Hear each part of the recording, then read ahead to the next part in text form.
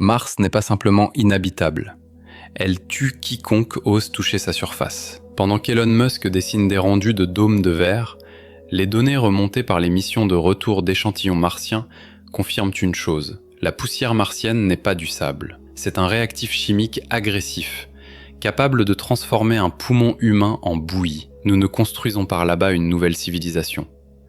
Nous cherchons simplement comment avouer au monde entier que des milliards de dollars ont été engloutis dans un aller simple vers une chambre à gaz planétaire. Bienvenue dans la réalité, celle qu'on a soigneusement emballée pendant 40 ans dans le joli papier cadeau de l'exploration spatiale. Tout cela n'a pas commencé aujourd'hui. Dès 1976, les sondes Viking enregistraient dans le sol une activité étrange, aussitôt déclarée biologique. Mais la vérité était bien plus banale et bien plus effrayante. Mars est une gigantesque décharge d'oxydant, et quand Perseverance a achevé l'analyse chimique détaillée du régolithe du cratère G0, les masques sont tombés. Le sol martien est saturé de perchlorate, les sels de l'acide perchlorique. Sur Terre, nous nous en servons comme composant de carburant pour fusées, ou comme agent de blanchiment industriel. Sur Mars, c'est ce qu'on vous propose de respirer. Les faits techniques de ce cauchemar se cachent dans des chiffres que la NASA préfère publier dans des revues spécialisées, tirées à 300 exemplaires. Les concentrations de perchlorate dans le sol martien dépassent de très loin les seuils de sécurité admis pour l'organisme humain. Et le seuil, ici, se compte en fractions de milligrammes. Mais les perchlorates ne sont que la partie émergée de l'iceberg. Ce sol est un milieu profondément oxydant. Bombardé sans relâche par les ultraviolets, il fabrique en permanence des composés réactifs. Des espèces oxygénées agressives qui attaquent la matière organique, toute matière organique, y compris la vôtre. Et il y a pire. La poussière martienne porte une charge électrostatique. À cause de l'atmosphère extrêmement sèche et de l'irradiation ultraviolette permanente, chaque grain se transforme en minuscule aimant. Il ne se pose pas simplement sur la combinaison, il s'y enfonce.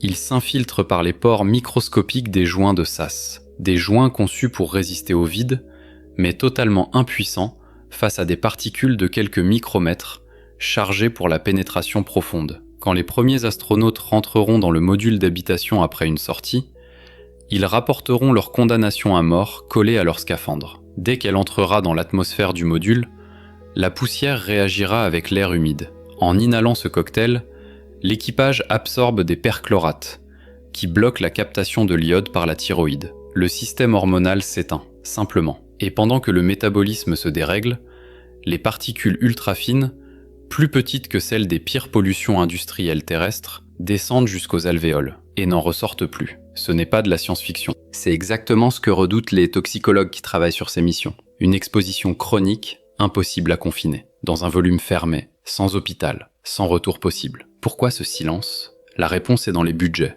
Ces 10 dernières années, des centaines de milliards d'argent privés et publics ont été injectés dans le rêve martien. Admettre aujourd'hui que Mars est un piège toxique, c'est faire s'effondrer le marché boursier des technologies spatiales et enterrer la carrière de milliers de bureaucrates. Et pourtant, les documents existent. Les protocoles de protection planétaire, ces textes que personne ne lit, posent noir sur blanc la question de l'incompatibilité entre une biologie fondée sur le carbone et l'environnement chimique de la 4e planète. Ce n'est pas une théorie de complotiste, c'est écrit. Mais dans les conférences publiques, on continue de nous parler de tests des systèmes de survie. Analysons la mécanique de l'étouffement. 2008, la sonde Phoenix détecte des perchlorates. On vend ça comme une découverte géologique intéressante, qui simplifie la recherche d'eau. 2012, Curiosity confirme.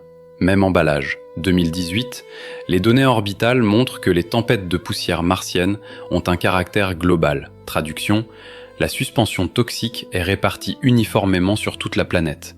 Il n'y a aucun endroit où se cacher. Et aujourd'hui, les échantillons scellés par Perseverance dans ces tubes de titane racontent une histoire encore plus dérangeante. Cette poussière est chimiquement plus agressive que prévu.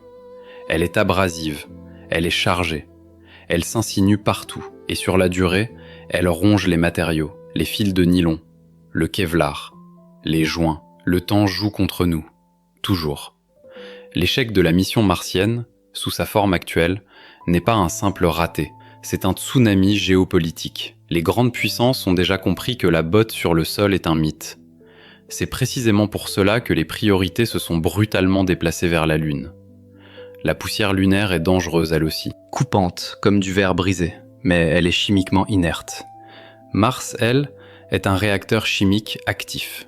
On comprend soudain pourquoi SpaceX pousse si activement l'idée de délocaliser la production en orbite, et non à la surface. Ils savent. Ils ont vu les rapports sur la corrosion des plaques de matériaux testés en conditions martiennes simulées, ce qui nous amène au concept du ghetto orbital. Le vrai futur de la colonisation martienne, ce ne sont pas des promenades sur des dunes rouges. C'est la vie dans des boîtes de conserve, en orbite haute, d'où des opérateurs pilotent des robots qui ne descendront jamais. L'humanité s'est enfermée dans une cage dorée de station spatiale. Nous pourrons regarder Mars à travers le verre d'un hublot, étudier ces images en 8K, mais nous n'y vivrons jamais. Ceux qui font la promotion de la colonisation préparent de fait le programme d'euthanasie le plus coûteux et le plus ambitieux de l'histoire de l'espèce. Mais il existe une hypothèse encore plus sombre. Pourquoi Mars est-elle si agressivement stérile ? La Terre a connu des extinctions de masse, mais jamais elle ne s'est transformée en désert toxique. Certains chercheurs marginaux, comme le docteur John Brandenburg, dont les travaux sont rejetés par l'immense majorité de la communauté scientifique, soutiennent que la composition de l'atmosphère et du sol martien, avec son excès de xénon 129, rappelle étrangement les suites d'un conflit nucléaire planétaire.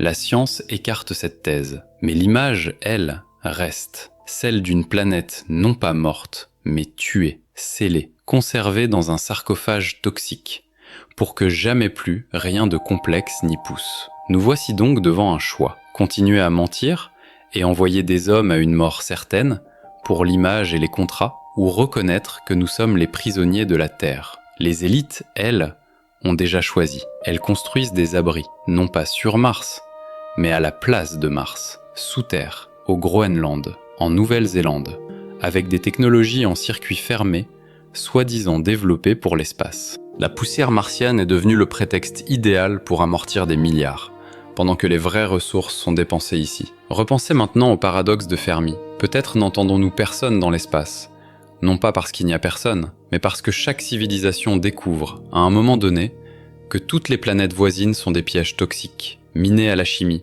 ou aux radiations. Nous sommes les détenus de notre propre berceau, et le paradis toxique martien n'est que le premier mur de notre cellule, celui contre lequel nous venons de nous fracasser. Toute notre arrogance, toute notre supériorité technologique s'effondre devant une poignée de poussière orange, qui, tout simplement, ne nous laisse pas respirer. Ce n'est pas la fin de la science, c'est la fin des illusions. Mars ne sera jamais notre maison, elle sera notre mémorial éternel, celui des ambitions perdues et de la facilité déconcertante avec laquelle on transforme une planète entière en forteresse imprenable, avec un peu de chimie élémentaire. Nous pouvons continuer à lancer des fusées, mais chaque nouveau cliché de persévérance ne fait que le confirmer. Nous sommes de trop ici, on ne nous attend pas. Et si nous ne changeons pas notre approche de notre propre planète, la Terre pourrait très bien devenir un second Mars, aussi rouge, aussi muette, aussi toxique. Un monument dressé à la mémoire d'une intelligence qui a échoué. Le final de cette histoire n'est pas encore écrit, mais son brouillon dort déjà dans les coffres des agences spatiales. On n'y trouve pas un mot sur l'héroïsme, seulement des formules de dégradation thyroïdienne et des courbes de corrosion des polymères. Mars est la plus grande imposture du siècle, et la vérité n'éclatera que le jour où il sera physiquement impossible de la cacher. Après le tout premier atterrissage humain réussi, qui se transformera en retransmission en direct d'une agonie. Alors, à votre avis, que verrons-nous en premier ? Numéro 1. L'aveu officiel de la NASA, la vie sur Mars est impossible, à cause de la composition chimique du sol. Numéro 2. Une mission kamikaze secrète dont la mort sera maquillée en défaillance technique à l'atterrissage. Pour que la vérité sur la toxicité de la planète ne sorte jamais. Écrivez le numéro en commentaire. Nous entrons dans l'ère du grand mensonge, et dans l'espace, il résonne particulièrement fort. Restez vigilants. Pour ceux qui ont l'habitude de vivre dans l'illusion, la vérité est toujours toxique.